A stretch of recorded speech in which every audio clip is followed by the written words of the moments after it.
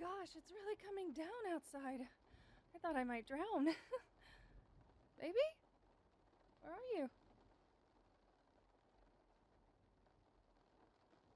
Oh, you're in the bedroom. Hi, sweetheart. How was your day? What are you doing in bed so early? Are you feeling sick? Here, let me feel your forehead. Oh, sorry. I know I mom you too much sometimes. I just worry about you. You say you don't like to upset me, but it's more upsetting when I can feel something is wrong. You sure you're okay?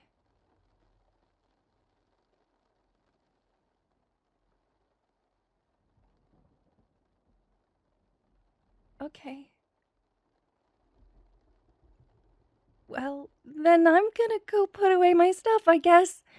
Just call if you...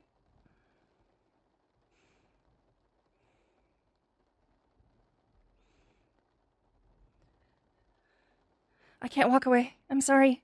I love you too much. I know you're hurting. I'm not blind, and I'm not stupid. But you won't let me help you. I know you don't lock all of your feelings away to spite me, and I know you were taught to be strong. I've heard the things people say to boys. Boys don't cry, right? Big boys don't cry. Buck up, son. Stop being such a pussy. Wipe those tears away, you're pathetic. Boys are so easy to raise. Girls cry all the time, but boys won't make a peep because they're just stronger. You know what I think? Screw the people who say things like that. I know some of them came from a different time, and I know some of them think they're being helpful, but their advice, their standards, their beliefs, they're rotten. They may have looked shiny and new and appealing once, but time has shown, science has shown, the world full of broken men and high male suicide rates and men so pent up with anger and pain they don't know how to process other than using violence has shown that forcing men to lock away their tears rots them to the core. I'm sorry. I'm sorry if I seem like I'm ranting at you when you're clearly already upset. You're not the problem. You're just the result. How can I convince you to trust me? To share with me? I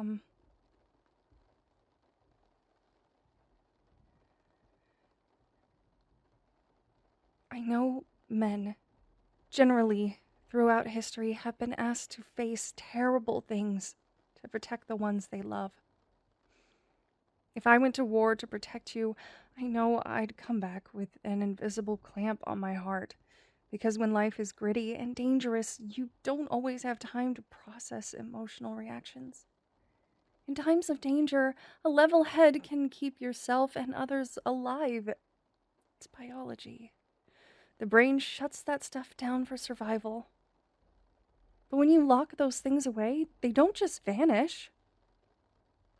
You know the saying, the fun of drinking tonight is just stealing happiness from tomorrow. I really wish there was a saying like, the forced peace of a soldier steals peace from his future. Humans are designed to cry and show emotion for a reason. You don't think you're too tough to sweat or produce saliva or that it's girly to need to use the bathroom. Why are emotions given such a bad rap? You know why I think it is? Because they can hurt. Because crying is painful. Because the body keeps score. And for all the men who had to bundle up their feelings and get through whatever they had to get through, they are terrified to willingly open up that box of tears their brain has been holding for them. They hope they never have to. But that box doesn't hold forever. It either starts to leak And that's when suddenly you wake up and realize that the numbness you've relied on for so long to get you through the day is soaked with bury me now sadness or dread, and you can't make that go back in the box. Or you don't realize it, but your box has a timer on it, and one day it is going to blow open. Those are the men who kill their wives or beat someone to death in a bar fight.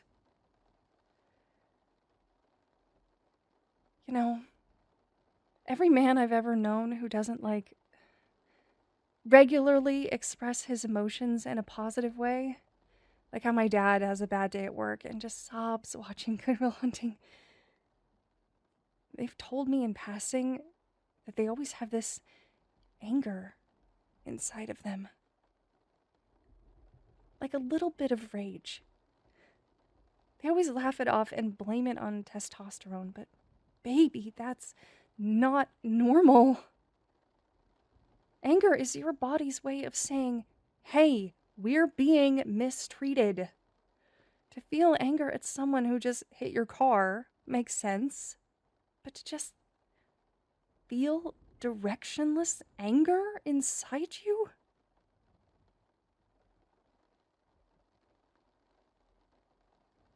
Who is mistreating you, sweetheart? Is it me? Asking hard questions and making you think about scary things when you just want to use sleep to block out the noise? Is it the world or authority figures or women in general? Or is it the person who told you that boys don't cry because they themselves were too frightened or weary to open up their box?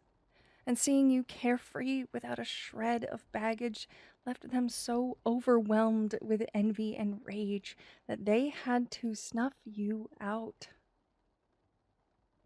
The person who handed you a box at 5 years old and said, "The world is a dangerous and mean place, so put your tears in here and don't let her see you feel." The parade of men telling their sons to keep the other boys in line or else the other boys wouldn't accept them, who are passing down desperate wartime protocols to boys who should be enjoying the fruits of one peace. Are they the ones who mistreated you? Or, I'm sorry, because this one might make you very upset, is the one who mistreated you, the one that hurts with the most bitterness, is you. Seeing how you mistreat yourself on a daily basis when you know you could make different choices.